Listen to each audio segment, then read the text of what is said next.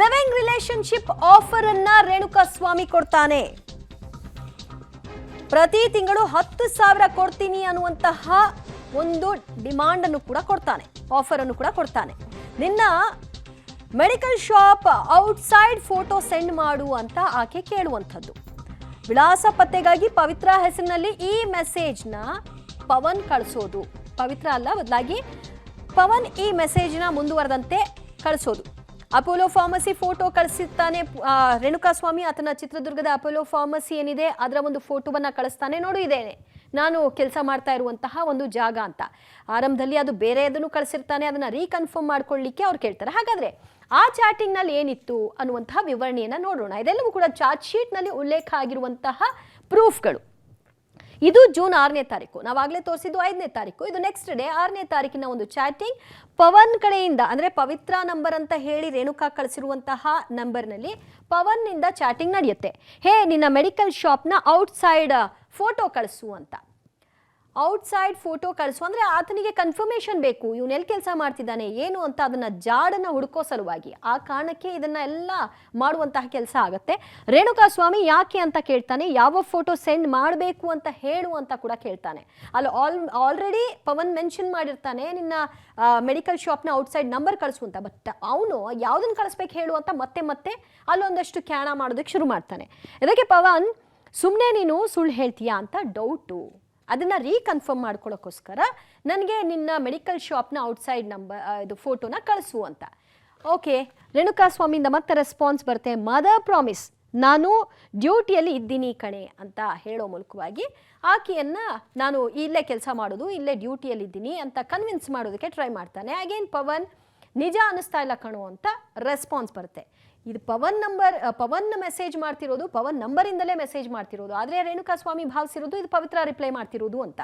ರೇಣುಕಾಸ್ವಾಮಿ ಮತ್ತೆ ರಿಪ್ಲೈ ಮಾಡೋ ಮೂಲಕವಾಗಿ ಅಪೋಲೋ ಫಾರ್ಮಸಿ ಔಟ್ಸೈಡ್ನ ಫೋಟೋ, ಆ ಫೋಟೋವನ್ನು ಕಳಿಸ್ತಾನೆ.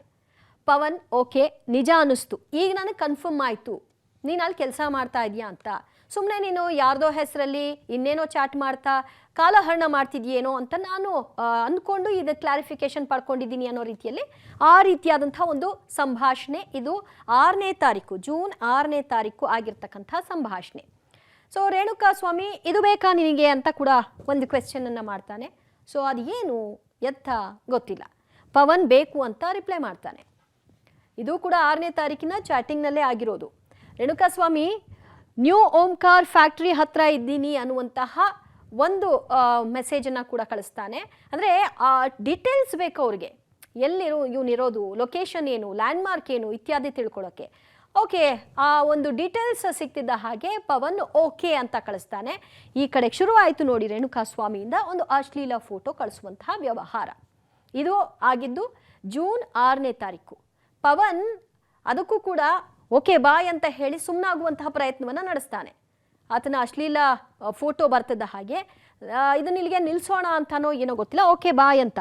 ಇದಕ್ಕೆ ರೇಣುಕಾಸ್ವಾಮಿ ನನ್ನ ಜೊತೆ ಸೀಕ್ರೆಟ್ ಆಗಿ ಲಿವ್ ಇನ್ ರಿಲೇಶನ್ಶಿಪ್ನಲ್ಲಿ ಇರ್ತೀಯಾ ಹೇಳು ಪ್ಲೀಸ್. ಏನು ಅಂದ್ಕೊಂಡಿದ್ದಾನೆ ಈ ವ್ಯಕ್ತಿ ಅನ್ನೋದು ಅರ್ಥವೇ ಆಗ್ತಾ ಇಲ್ಲ. ಹೇಗೆ ಸಾಧ್ಯ ಇದು, ಹಿಂಗೂ ನಾನು ಅಂದ್ಕೊಳ್ಬಹುದಾ ಅಂತ. ಬಟ್ ಕೇಳಿದ್ದಾನೆ ಪವನ್ ಅದಕ್ಕೆ ಓಕೆ, ಬಟ್ ನೀನು ನಾನು ಕರೆದಾಗ ಬರ್ತೀಯಾ, ನಾನು ಕರೆದಾಗ ನೀನು ಬರ್ತೀಯಾ, ಲಿವ್ ಇನ್ ರಿಲೇಶನ್ಶಿಪ್ನಲ್ಲಿ ಇರಬೇಕು ಅಂತ ಬಯಸೋದಾದ್ರೆ ಅಂತ ಕೇಳಿದಾಗ ನಿನಗೋಸ್ಕರ ಬರ್ತೀನಿ ಕಣೆ ಆಯ್ತಾ ಅಂತ ರೇಣುಕಾಸ್ವಾಮಿ ಪವಿತ್ರ ಗೌಡಾಗ ಮೆಸೇಜ್ ಮಾಡ್ತಾ ಇದ್ದೀನಿ ಅಂತ ಭಾವಿಸಿ ರಿಪ್ಲೈ ಮಾಡ್ತಾ ಇದ್ದಾನೆ. ಅದಕ್ಕೆ ಪವನ್ ರಿಪ್ಲೈ ಮಾಡ್ತಿದ್ದಾನೆ ಪವಿತ್ರ ಹೆಸರಿನಲ್ಲಿ. ರೇಣುಕಾಸ್ವಾಮಿ ನಾನು ಇರೋದು ದುರ್ಗಾ ಕಣೆ ಅಂತ ಆಗ ಹೇಳ್ತಾನೆ. ಆತ ಇರುವಂತಹ ಊರು ಯಾವುದು, ಯಾವ ಜಿಲ್ಲೆಯವನು ಅನ್ನೋದಕ್ಕೆ ಸಂಬಂಧಪಟ್ಟ ಹಾಗೆ ನಾನಿರೋದು ಚಿತ್ರದುರ್ಗದಲ್ಲಿ ಇರೋದು ಅಂತ. ಯಾವಾಗ ಬರ್ತೀಯಾ ಬೆಂಗಳೂರಿಗೆ ಅಂತ ಪವನ್ ಕೇಳ್ಕೊಳ್ತಾನೆ. ಸೊ ನೀನೇನಾದರೂ ಬೆಂಗಳೂರಿಗೆ ಬಂದು ಹೋಗುವ ಕೆಲಸಗಳಿರುತ್ತಾ, ಯಾವಾಗ ಬರ್ತೀಯಾ, ಯಾವಾಗ ಸಿಗಬಹುದು ಅನ್ನೋ ಅರ್ಥದಲ್ಲಿ ಅದು. ಇದಕ್ಕೆ ರೇಣುಕಾಸ್ವಾಮಿ ಎವ್ರಿ ಮಂತ್ ಎಂಡ್ ನಿನಗೆ 10,000 ಕೊಡ್ತೀನಿ ಕಣೆ ಆಯ್ತಾ ಅಂತ ಕೇಳ್ತಾನೆ. ಲಿವಿಂಗ್ ರಿಲೇಶನ್ಶಿಪ್ ಕೇಳ್ತಾನೆ, ಅಶ್ಲೀಲ ಫೋಟೋ ಕಳಿಸ್ತಾನೆ, 10,000 ಕೊಡ್ತೀನಿ ಪ್ರತಿ ತಿಂಗಳು, ನಿನ್ನ ನೋಡ್ಕೊಳ್ತೀನಿ ಅಂತ ಹೇಳ್ತಾನೆ. ಇದೆಲ್ಲವೂ ರೇಣುಕಾಸ್ವಾಮಿಯ ವರಸೆ. ರೇಣುಕಾಸ್ವಾಮಿ ನೀನು ನನ್ನ ಜೊತೆ ದಿನ ಮಾತನಾಡ್ತಿದ್ರೆ ಮಾತ್ರ ಅನ್ನೋ ಕಂಡೀಷನ್ ಕೂಡ ಹಾಕ್ತಾನೆ. 10,000 ತಿಂಗಳ ಕೊಡ್ತೀನಿ, ಪ್ರತಿದಿನ ನೀನು ನನ್ನ ಜೊತೆ ಮಾತಾಡಬೇಕು, ನನ್ನ ಜೊತೆ ಲಿವ್ ಇನ್ ರಿಲೇಶನ್ಶಿಪ್ಪಲ್ಲಿ ಇರಬೇಕು ಆಯ್ತಾ ಅಂತ ಕೂಡ ಕೇಳ್ತಾನೆ. ಓಹೋ ಆಯಿತು ಅಂತ ಪವನ್ ರಿಪ್ಲೈ ಮಾಡ್ತಾನೆ.